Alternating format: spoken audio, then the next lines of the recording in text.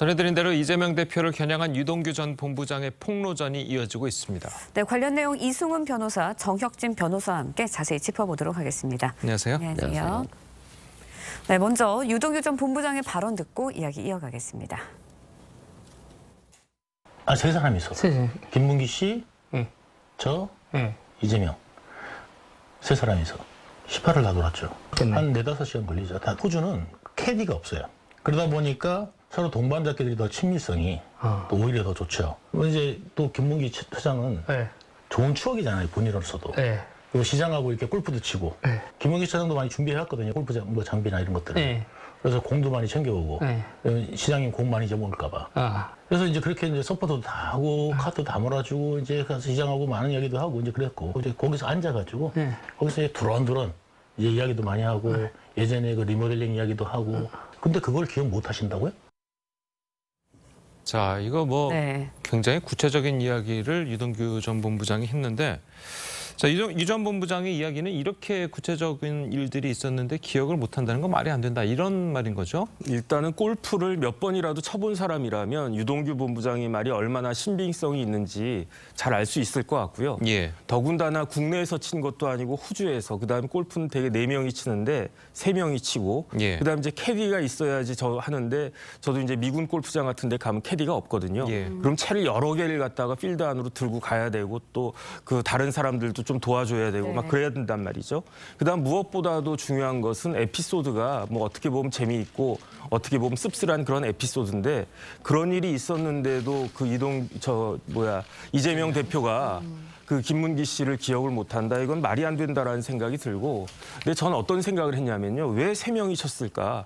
3명이 간 게 아니잖아요. 10명 넘게 갔는데 곰곰이 생각을 해보니까 아마도 그 2명만 성남 도계공 출신이고 나머진 다시 공무원들이었거든요. 시정 공무원. 그러니까 이렇게 도계공 출신들만 할 이야기가 있었던 것이 아닌가. 제가 봤을 때 2가지인데요. 첫 번째는 은밀한 이야기가 필요했을 수도 있고, 2번째는 격려할 필요가 있었다. 왜냐하면 이 출장 간 게 제가 찾아보니까 2015년 1월 6일부터 1월 16일까지였어요. 그 11일간이었는데, 그런데 갔다 오자마자 어떤 일이 있었냐면 1월 22일 날 대장동 관련한 연구 용역 결과가 드디어 나왔고, 연구 용역 결과 나오자마자 2월 2일 날 이재명 대표가 대장동 관련된 SPC를 승인을 갖다가 했어요. 결재를 갖다가 했어요. 그러자마자 2월 6일 날 화천대유가 설립이 되고, 화천대유가 설립된 지 일주일 만이 2월 13일 날 그 입찰 공고가 나고, 화천대유가 설립된 지 한 달밖에 안 된 그 회사를 3월 27일 날 우선 협상 대상자로 선정을 갖다가 한 다음에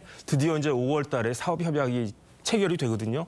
1년에 그런 일들이 쫙 벌어지는데, 그렇다라고 한다면 아마 이재명 시장이 그 가장 핵심적인 일을 할 김문기 처장을 이제 데리고 가가지고 특별히 이런저런 이렇게 격려도 하고, 그 다음에 이제 앞으로 진행된 거 잘 해보자, 이랬을 거 아닌가, 저 개인적인 추측입니다만, 이런 일들이 있었기 때문에, 그렇기 때문에 이재명 대표가 김문기 씨를 전혀 몰랐다라고 한 말이 도대체 얼마만큼 그 신빙성을 인정받을 수 있을 것인지 재판부에서, 저는 거기에 대해서 굉장히 큰 그 회의감이 듭니다. 네, 그런데 이런 폭로가 유 전 본부장의 SNS 방송 채널을 통해서 나온 거거든요. 그렇다 보니까 이런 폭로가 선거법 위반 수사, 재판에도 영향을 줄 수 있는지, 결정적인 증거가 될 수 있는지, 여기에도 관심이 좀 쏠려요. 당연히 영향은 줄 것으로 보여지고요. 그러한 진술과 증거는 이미 검찰이 확보해서 증거로 냈기 때문에 당연히 예상할 수 있는 부분이라고 보여집니다. 골프 칠 때 웃고 떠들었다, 호주까지 갔다, 또는 역주행하면서 골프를 쳤다. 당연히 굉장히 기억할 만한 소재라고 생각되고요. 반면에 9년 전에 갔는데 김문기 차장과 같은 직급만 600명인데 해외를 16번 나갔는데, 이거 보면 또 기억을 못할 수도 있나, 이런 거잖아요. 사람이 기억이라는 게. 이재명 대표가 그 사람이 그 사람인 줄 몰랐다고 한 거니까.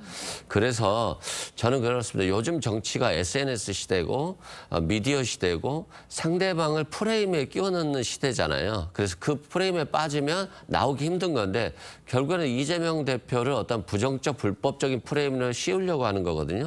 상대방도 마찬가지죠. 상대 진영을 프레임에 프레임에 씌우려고 하는 건데 이것에 빠지지 않기 위해서 기억을 나지 않는다 이런 얘기들도 실은 많이 해요.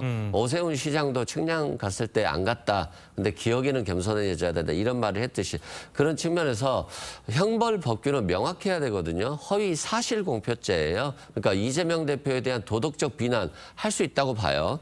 그렇지만 이 법률은 허위 사실 공표죄이지 허위 기억 공표죄가 아니에요. 만약에 이런 것들을 처벌하려고 하면 형벌 법규에 명확하게 기억에 반하는 진술도 처벌한다. 이게 나오는 게 원칙이에요. 그래서 저는 뭐 도덕적 비난성은 국민들이 충분히 할 수 있고 또 정치적인 판단은 충분히 할 수 있는 건데 이런 것까지도 검찰이 제재한다고 하면 아마 정치인들 뭐 다 수사받아야 되지 않을까 이런 생각이 듭니다. 그런데 이제 기억이 난다 안 네. 난다와 이 사람을 안다 모른다는 좀 다른 거 아니겠습니까? 당연히 좀 달라요. 근데 이제 이재명 대표의 진술들 보면 김문기 처장 몰랐다. 근데 나중에는 안다. 근데 성남시장 시절에 그 골프 쳤던 그 사람인지 잘 몰랐다. 이런 얘기들이 반복돼 있어요. 오세훈 시장도 마찬가지예요. 나 청량 안 갔어 하면서도 기억에는 정확하지 않아. 이런 취지 발언을 하고 있거든요. 그러니까 오세훈 시장이나 이재명 대표나 뭔가 프레임에 빠지지 않기 위해서 기억 속의 영역으로 끌고 가는 거거든요. 그렇기 때문에 결과적으로는 뭐 두 분 다 변호사 출신이었고 그래서 허위 사실공표죄라고 하는 것을 염두에 두고 한 것이기 때문에 저는 이제 대법원 판례에서 이것들이 명확하게 한번 규정이 돼야지 그렇지 않으면 자꾸 검찰 수사에 의해서 좌지우지 되는 사회가 될 수 있다. 이렇게 생각됩니다. 알겠습니다. 네. 자, 어쨌든 뭐 이번 달 31일이죠. 유동규 전 본부장이 이재명 대표의 이제 재판에 나가게 되는데 두 사람이 약간 뭐 물론 뭐 직접적인 공방은 아니겠지만 변호사들끼리 공방을 벌일 가능성이 있을까요? 네, 공방은 아마 치열하게 벌일 것 같은데 민사재판의 꽃은 서면이거든요. 서면을 잘 쓰면 이제 판사님이 보고 판결을 하는 거고 예. 형사재판의 꽃은 증인신문입니다. 근데 네. 일반적으로 증인신문은 변호사가 하는데 본인도 할 수가 있어요. 본인도 할 수가 있는데 이재명 대표는 본인이 또 변호사 아니겠습니까? 하지만 제 생각에는 이재명 대표는 뭐 안 하시는 게 낫겠다. 왜냐하면 재판은 공개 재판이기 때문에 많은 기자들이 이제 방청을 하고 있을 텐데 이재명 대표가 진짜 이제 유동규 씨하고 같이 무슨 공방을 한다든지 그런 것들은 그 변호사가 하는 것과는 일단 무게가 틀릴 것 같고 예. 그런데 제가 봤을 때 이재명 대표는 지금까지 말 실수가 너무너무 많았어요. 대표적인 게 이번 건 아니었겠습니까?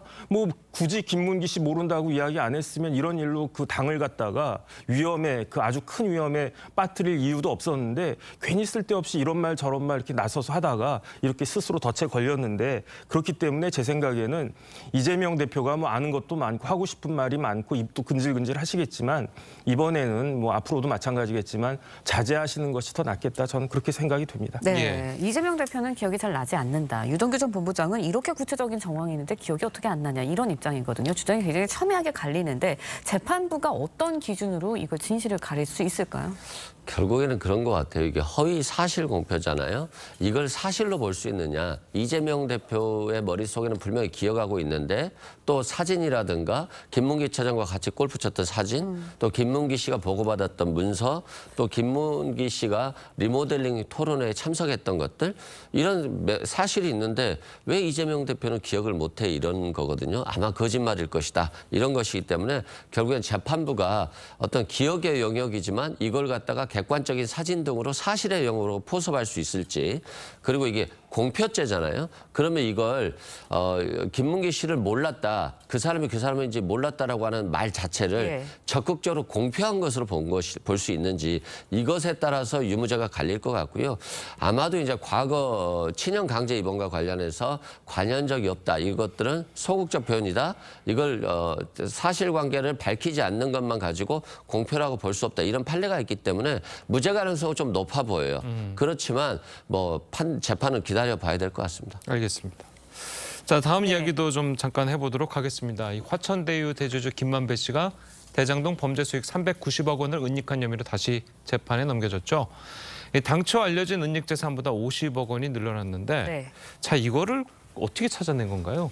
일단은 이제 그 김만배 씨가 그 대장동 사건이 불거진 게 2021년 9월 달이었거든요. 그런데 그 다음 달인 10월부터 작년 2022년 11월까지 390억에 해당하는 돈을 뭐 제3자 계좌로 송금한다든지 아니면 수표로 바꿔가지고 오피스텔에다가 은닉한다든지 이런 식으로 범죄 수익을 은닉했다는 건데 예. 그 김만배 씨가 지분율이 대장동 지분율이 49.17%였어요. 그런데 여기 얼마를 투자한 거냐면 1억 7,244억 투자했거든요. 그런데 1,987억을 배당을 받았어요. 근데 그중에 2019년하고 2020년에 천화동인 1호로부터 473억을 빌려 차용했고, 왜냐하면 법인하고 본인은 다르니까.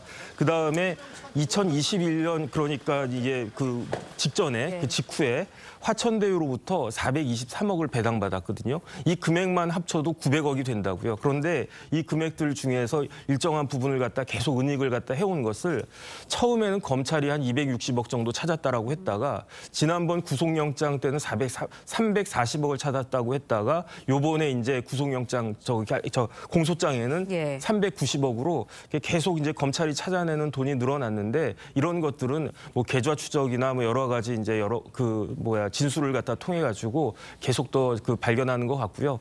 찾을 수 있는 데까지 다 찾을 수 있었으면 좋겠습니다. 네, 예. 현재까지 이제 검찰이 몰수 추징안 보전한 대장동 일당의 재산 2,070억 원에 달하는 것으로 알려졌습니다.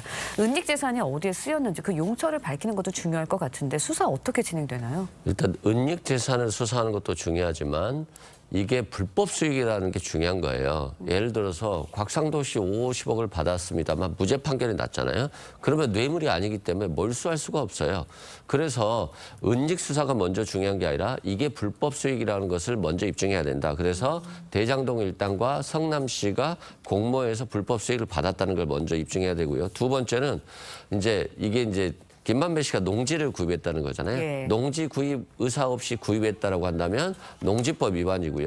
이걸 뇌물로 교부했다면 뇌물 공여가 될 것 같고요. 또 금고에 그냥 숨겼다. 이거 은닉 재산으로서 범죄 수익 은닉죄가 되는 거거든요. 예. 그래서 일단은 이게 정말 대가성 있는 불법성 있는 행위를 통해서 얻은 이익인지 그리고 은닉 재산을 어디에다 사용했는지에 따라서 죄가 갈릴 것으로 보여지고요. 원초적인 것들은 불법 수익임을 검찰이 잘 입증을 해야 된다. 이런 말씀드립니다. 예, 알겠습니다. 자, 오늘 두 분 변호사님 말씀 여기까지 듣겠습니다. 잘 들었습니다. 고맙습니다. 고맙습니다.